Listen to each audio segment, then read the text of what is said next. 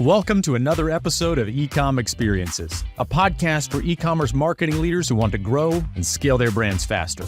Join us as we interview some of the smartest brand founders and marketing leaders in the industry. Explore the lessons they learned, discover the keys to their success, and discuss what excites them most about the future. Hi, it's Samir Balwani here, host of the Ecom Experiences, where we talk to brand founders and marketing leaders about their experiences growing brands. This episode is brought to you by Query. Query is a paid media agency that helps brands balance brand awareness and performance marketing to drive predictable and profitable growth. To learn more about how we can help you, visit weareqry.com. I'm really excited about our guest today. I have Summer Jubelirer, the Amazon manager at OLLY and the co-host of the podcast Always Off Brand. She's awesome. I've had a chance to be on their podcast and had a hell of a time. So thank you so much for joining us, Summer. Absolutely. Thanks for having me on today. Oh, I'm excited to dig into this, and we'll start always with the easy questions. So, Summer, tell us about you. Where do you work right now? How'd you get there? Just tell us the story of Summer. Yeah. So I am at OLLY. We are a vitamin supplement company where they really focus on, health from within. And, one of the questions that you asked me coming into this podcast was like, hey, can you share like what advice you might give somebody? And I think I'm going to move it up to the front because I have never been so happy at a company before. And, I just turned 40 and I finally found like my place, which is funny. Yeah. Congratulations. I made it. Yeah. So I think what I want to share about like why I love this brand and why I'm there, like, I looked for a new place to go for a year. And I think like the best advice I can give somebody is to be looking for that new role, that new company while you still have a job. Yeah. Because I wasn't desperate. I wasn't in this like crunch, like I have to find something by this date. I didn't have a deadline. I had a goal for myself to find somewhere where I could see myself retiring. I could see myself like making a difference. And what I learned through that whole interview process, I interviewed for a year, so many different places, some great places, some not some great places. Yeah. And I really wanted to be at a B Corp, which is what OLLY is. And if you're not familiar with what a B Corp is, it's a certain set of values and truly, in my opinion, morals that a brand has to, or company has to stand by, regardless of who the CEO is. So you have to meet certain demands from who you manufacture with, how you treat your employees. Are your employees making a living wage? How are you helping the environment? So it's not just focused on profits. It's also its main focus is people, which is what keeps B Corp companies in line. And I'd been at a company before that I did love in my early 20s that was purchased and acquired. And the cultural difference and the shift was so dramatic, which you hear about a lot. And what I wanted to know is that if I go somewhere and they get acquired or CEO changes and leadership changes, do their values stay the same, which OLLY does, which is what I love about the brand. It's a really great, positive company that not only do they focus a lot on mental health for their consumers, but they really do that internally as well. We get a lot of great benefits. I couldn't say enough good things about the brand, and it took me a long time to get here. I remember interviewing at this one company, and I'm sitting there, and it's kind of during COVID. I think it's 2021, early 2020, and these two women are on the interview with me, like bickering over who works more hours, like who works more. And I'm like, nope. Like, no, I'm so glad you guys did this. Like, this is insight like you don't get. And I interviewed at another company, a very like well-known chocolate company. And I was talking to the guy and trying to understand, who does he like to work with and what's the cultural vibe? And he deadpans me and goes, well, I can work with anybody. And I was like, I do not want to work with you. Like, I'm good. Yeah. And then another company, like they're a huge furniture company. They do 400+ million on Amazon. I was like, wow, like this would look great on my resume. Like, what can I do with these guys? And this guy had been there for 12 years. And he goes, your coworkers are not family. They're your coworkers. And you don't need to get happy hour with them. You don't need to, because I was asking about like, I would travel to come visit and I'm like, oh my God. So I'd literally come into the office and then like go to stay in my hotel for the rest of the night. Like you don't have So, like a cultural vibe. And so for some people that works. And yeah, he was there for 12 years. Clearly that worked for him. But like for me, I know I would have been there for a year and been miserable. So it's so I feel interesting you really say that. lucky. I love that. So I think it's really interesting because I always tell people, don't run away from something, run towards something. So don't run away from a job you don't like, run towards a job you're really excited about. It's interesting at Query when we do interviews, I'm the last interviewer. I don't really have a say. It's actually really funny. Like my head of HR will be like, Samir, you're there because I want prospective employees to know that they get a chance to interview you. And so they get to have interviews with me are 10 minutes of me asking you questions about, hey, what do you like to do? I always throw a zinger in there. I ask people to teach me something that they learned recently. So just The anything. It could be pressure. Like like I'm nervous for these people. Like you're the just owner. You're like anything the passion. I like love it that's because scary. I have learned how to graft plants. I have learned why it's called knots on nauticals. I've learned how to run properly. Nothing about marketing, and that is my favorite question to That's ask for awesome. that.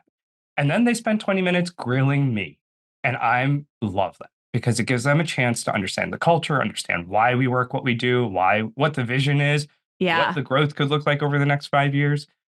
Because you should be interviewing both ways. Otherwise, what's the point, Yeah. right? Totally. Yeah. Oh, Ollie, the interview process is really hard. You have to, I think I interviewed with 8 people. And then at the yeah. very end, you have to present. They send you a list of questions and you have to present a PowerPoint to all of these 8 people. And I remember at the end, after I got done with the interview, I go to my husband's office because COVID and I like Yeah. collapsed on the ground. Uh, I was like, I'm done.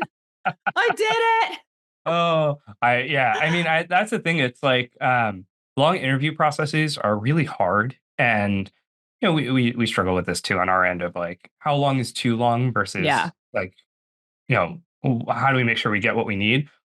I tell people a long interview process is actually a blessing in disguise because it means that if you do get the job, the people that you work with are going to be the best at what they're at.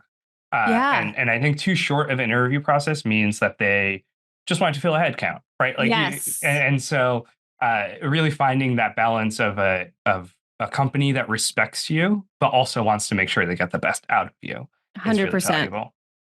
So Summer, I think that you stole my thunder and you gave amazing advice right off the bat. So let's talk about the role you're in right now. So Yeah. what do you do? What does your day to day look like? Kind of tell us about your life at Ollie. Yeah. So I am the marketing manager for Amazon over here at Ollie. And it's really almost everything you could think about for Amazon. It's reviewing our PO. We're a vendor and Mhm. it's reviewing our POs. It's planning for strategy for the rest of the year of how we're going to bring in new to brand while also growing subscriptions. It's advertising. Um, it's all of it from morning till night. And it's so fun because the one thing you can rely on with Amazon is that they are going to change and they are Yeah, going to break and they are going to make mistakes. And you would just have to be able to pivot and be agile. yeah, And what I love about it is that there's always something new that's being thrown my way. And sometimes it's you just want to scream and you're like, how is this, huge, giant company making the kind of mistakes that they make on a daily basis? But then you're like, thanks, because that's why I have a job. Uh, and I love it. And it's great working at this time because when I started doing Amazon 13-ish years ago, um, I didn't even know they sold anything besides books. And now I am doing a huge business and figuring out how to build a brand on Amazon. We build the brand off Amazon quite well. And the challenge here is how do we bring that brand voice into this square peg and we're a round hole, right? Like bring the yeah, square peg into the round hole that is Amazon. And it's a challenge, but it's fun. And sometimes we have success and sometimes we don't. yeah. It's really interesting because it's definitely it's almost like when you're a retail manager and you've got a wholesale account and you're trying to manage it, say you were in Target and you're actually in store in Target, at least you have the shelf and you can build like brand voice and like, Yeah. people will walk by the shelf and they will see it. Right. But when you're on Amazon, unless people are looking for you, they can't find you. And so Yeah. it's hard to build that brand voice without kind of that serendipitous walking by. 100%.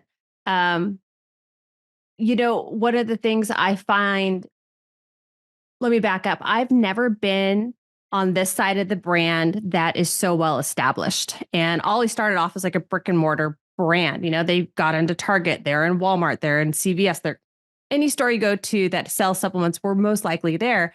And they really started to pivot.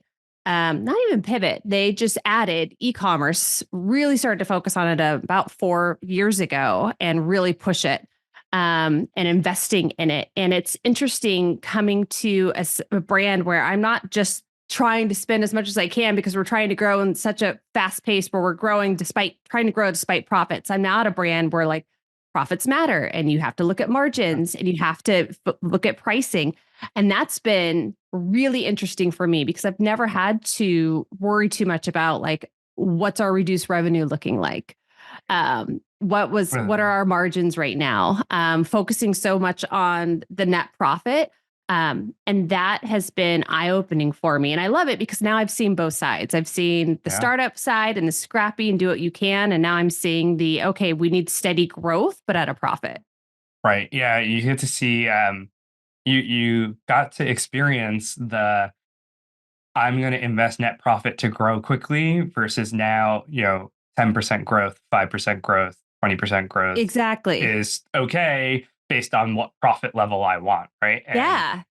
it's interesting on the advertising side. We get asked that all the time. We'll talk to a client and they'll be like, oh, Samir, like, why do you guys want a 2x return? And I'm like, because you want revenue growth. And you're like, Yes. it's like, if you want a 5x return, then we can take a look at our revenue growth. But like, you can't have both. It's Yeah. what's the master here? So We just had I'm not going to share who they were, but on our podcast the other day, we just had some wonderful women on who were talking about the new KPIs to look at besides return and what is yeah, that. And I think when you're at a brand that's been around for 5+ years, you really do start looking at different KPIs, and the return on ad spend becomes something you're less focused on. And yeah, you're more focused on like, how am I growing my brand? How am I sustaining? Because you could get a 2 or 3x return, but if your margins aren't there, doesn't matter. You're losing money. yeah, So how do you go back to your team and say, how do we improve our margins? And that's a yeah, whole different beast. That's a whole different job. for Um, sure. Yeah, it and takes a it's an long time. operations job too, right? It's like, Yeah. and marketing is held to a certain number, but it's really driven a lot by operations also, and it's like kind of the Yes. coming together that helps see success. Truthfully, Yeah. Yeah.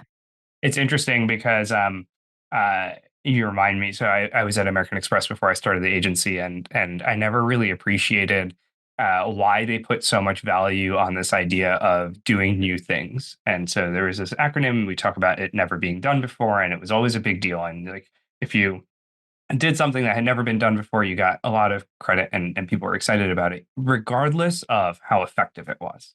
So even if it wasn't very profitable, even if it didn't actually succeed, they just wanted to drive innovation. I realized it's because at a certain size and scale, growth doesn't come from optimizing the channels you have already. It comes from experiencing and introducing new channels and new activities and new tactics. And so uh, creating a culture where you're trying out new things, regardless of whether it succeeds or fails, is so valuable because that's what's going to work. It's not going to be, oh, I Yeah. like changed a brand keyword. We changed some bid strategies on Google. Right. Like none of that's going to impact. Like, yeah, you did an incremental slight value here, but the real value comes from came up with a new offer. We launched a new channel. We tested this new thing. Yes. Yes. And that's where the growth comes from.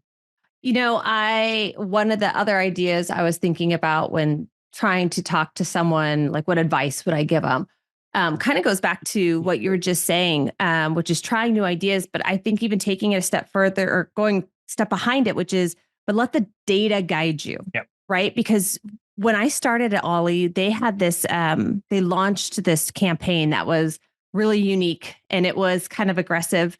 And I loved it. And it was backed in data. But when it launched, we got a lot of like negative PR. Yeah. And what was great was I was so impressed with the VP of marketing. She said, we're not afraid to try and test new things. Like, because everyone was kind of nervous. They're like, why? She was like, why are you nervous? Why are you upset? Like, yes, we've gotten a few negative pieces, but overall it's been positive. And Yeah. let's not focus on just the few negatives. We'll address it. But like the data showed that like this needs to be done. And I'm going to keep going back to that because that's what showed. And even if it failed, you can say like, yeah, it failed, but here's what I learned from it.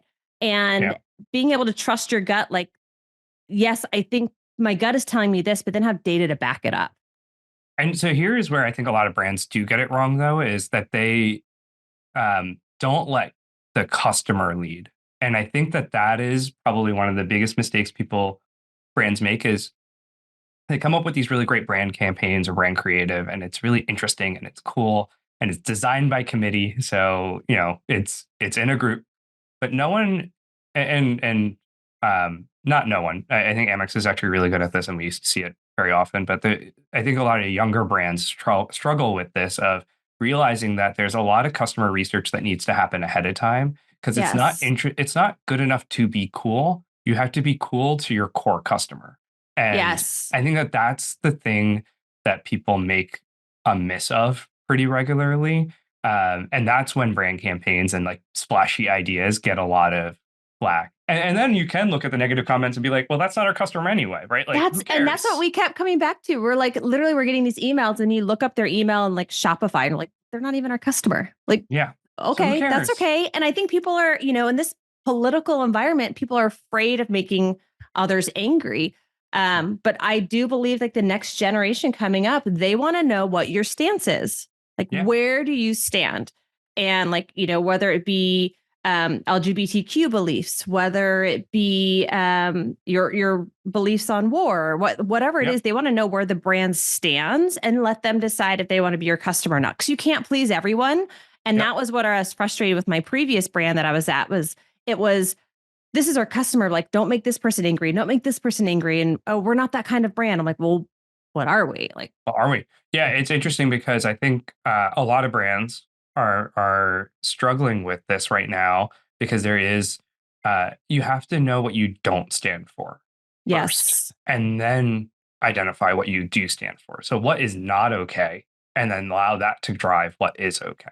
Yeah. Because that's how you allow people to really feel connected to you because they want to really understand where, to your point, where you stand, what's the good, what's the bad, and kind of go from there. So I agree.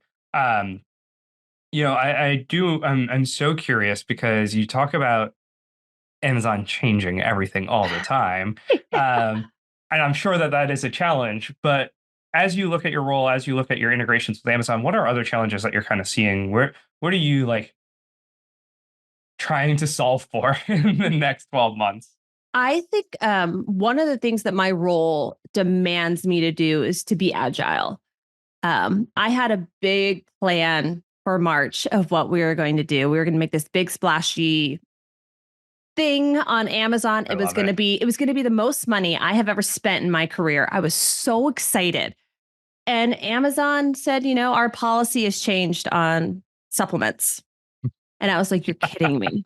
And mind you, it's not just like me doing this. I'm getting our performance marketing. I'm getting our brand team. I'm getting our operations. Like, I had to get so many people involved in this. I'm stealing budget from someone else being like, hey, do you want to pay for this? Like, yes, I love that. I love all the internal work that you've already done. And I got everyone aligned and it was like beautiful. And I'm like saying like, we're going to do this big thing. And then, because we're spending this money, Amazon Finance has to approve it. And you're like, wow, this is a big deal. Like, this isn't just like search. And I'm, this is a big deal. And I'm so excited. And they're like, yeah, we're not going to do it. Like, we're not going to work with you on it. And I'm like, oh, no, like, no. And then it's like, okay, that sucks. I can't do it. Like, I am bummed, but like, I need to do something. So what's plan B? What's plan C? And then changing what you're going to do. And it doesn't mean that like you failed.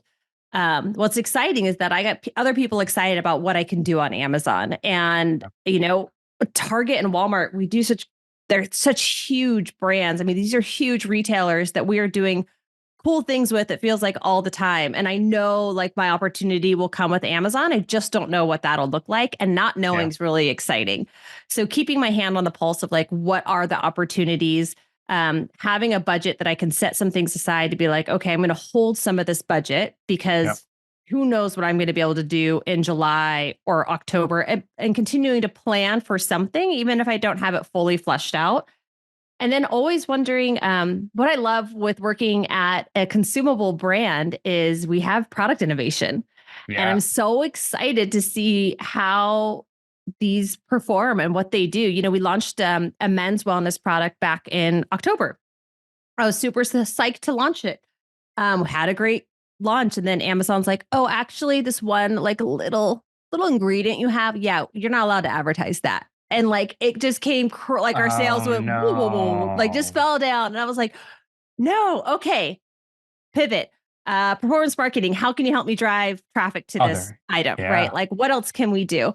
So there's always something around the corner. You just don't know what it's going to be. And that's really fun.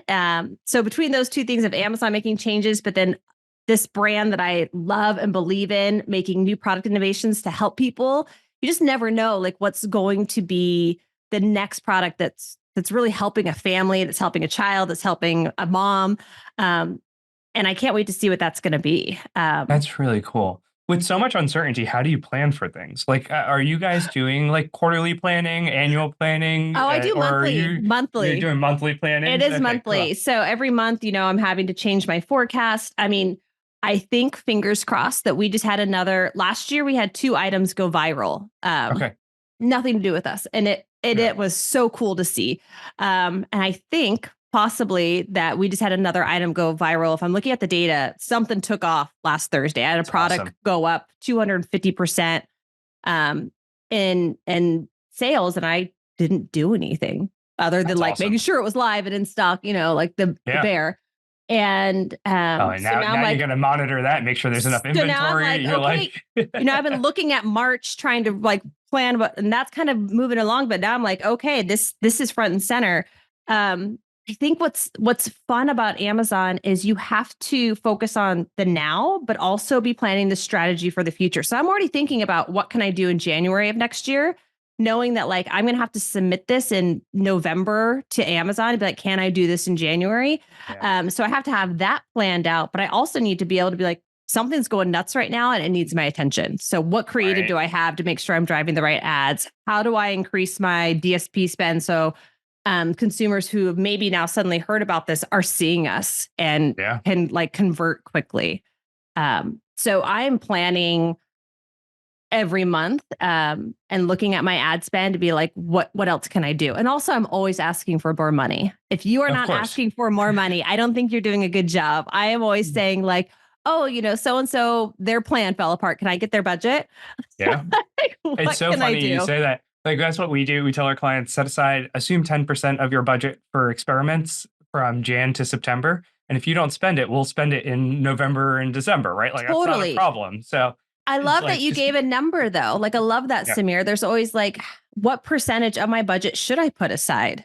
And you're running your agency. Do you tend to notice like suddenly people have a lot more money come December? There's always seems to be leftover money. Always leftover money. And so I just say, hey, ask for it up front and just say, hey, 10%, we're going to be doing it. And if you need to justify it, say we're spending 10% now, so we know what channels we want to spend in October, November, December. We always get, it's frustrating. You'll get like a 25% bump in budget in September. And we're like, well, now I don't know where to put this because we haven't done any. Like, we've already maxed out our channels. We're like, we didn't give you a plan with room. Like, it's like,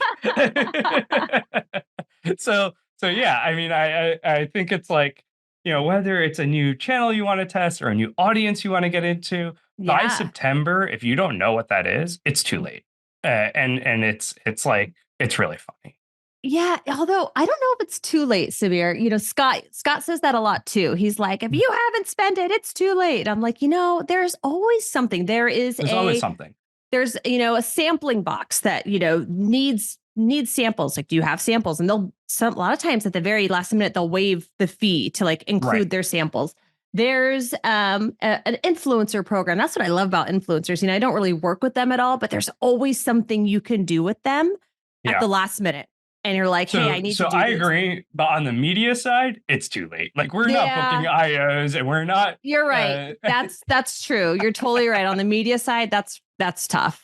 It's so funny. Like there's probably some like scrappy stuff we would do, but it would be one of those things where we are building the bus and driving it at the same time. And so it's to your point, it's never too late. It's just it's too late to do it well. And so you got to be really like that's why like people ask me all the time what holds a brand back from scaling.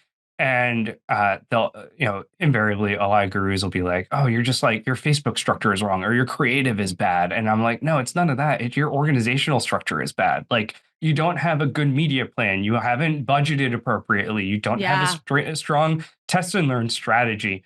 Like no one knows what good creative is. A good creative process will lead to good creative. But it's not like no agency's coming and go, I know exactly what you need to run and we're going to make you millions of dollars, right? Like they just know the process by which you get to go creative. So I think that is the thing that holds back young brands from becoming big, mature brands. Yeah, I can see that. I have a question for you. On the media side, how long do you give a test and learn? Ooh, good question. So it depends on how much traction the brand has and how much statistical significance we feel comfortable with. Yeah. And so if a brand's really conservative, we will run it to full statistical significance, right? If a brand's like, nah, we're scrappy, let's just like, if we have directional, let's go and run it till directional until everyone feels good about it, right? Okay.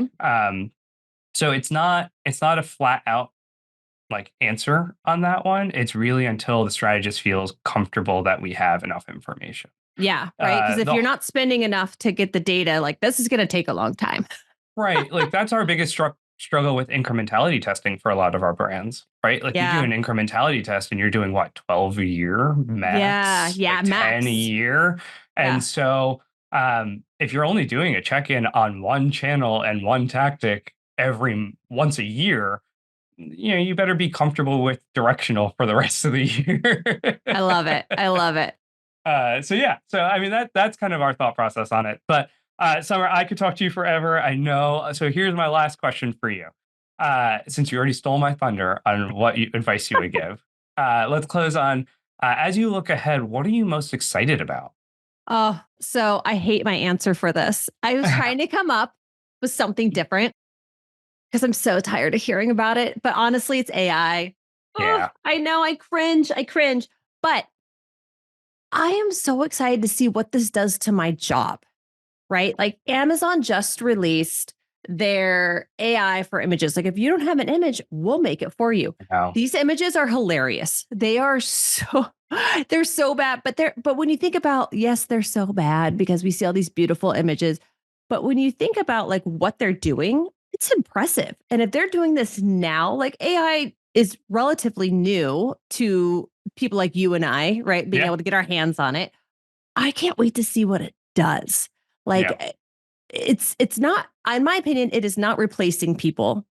I don't see it doing that. I see it just in like making us faster, making us more efficient, creating new opportunities where there weren't any before, and getting super granular on who you're targeting. And I can't wait to see like how I can get so specific on who I'm targeting.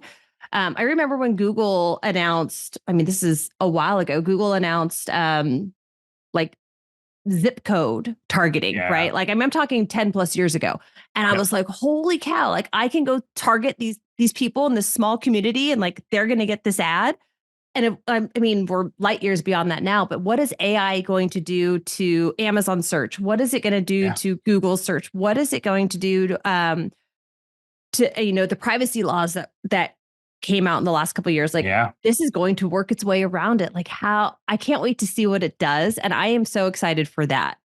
Yeah, I think that I would absolutely agree with you. I think the coolest part about AI, and while the images are really bad right now sometimes, it does get some brands from 0 to 1. Like if you don't have an image, an AI image is better than no image, right? 100%. And so, like it's kind of awesome to just see We talk about how Shopify and Amazon Marketplace democratized online sales. And so anyone could Yes. just like start a brand. Anyone could start selling Yes. on Amazon. Uh, at that point, then the biggest barrier was, all right, well, do you have creative? Like, how does a brand Yes. appear? And no one had the money to hire a studio or get product shots. So if AI starts solving that too, oh, the explosion of products that we're going to see and new brands popping up. It's the tip of the iceberg right now. Yeah, I mean, the time it would take to get you ramped, it's shortening it now. And that is Yeah. super exciting. And I just can't wait to see where it goes. Oh, I love it. Well, Summer, thank you so much for joining us. If someone wants to find you online, where can they go? Oh, LinkedIn. LinkedIn's, although I'm terrible at it. And if you get a chance, please, please, please listen to the Always Off Brand podcast. It is awesome. And I have so much fun on it. And you can find my episode there as well. So, Summer, thank you so much for joining us. Thanks for being here. Thank you, Samir. I appreciate your time.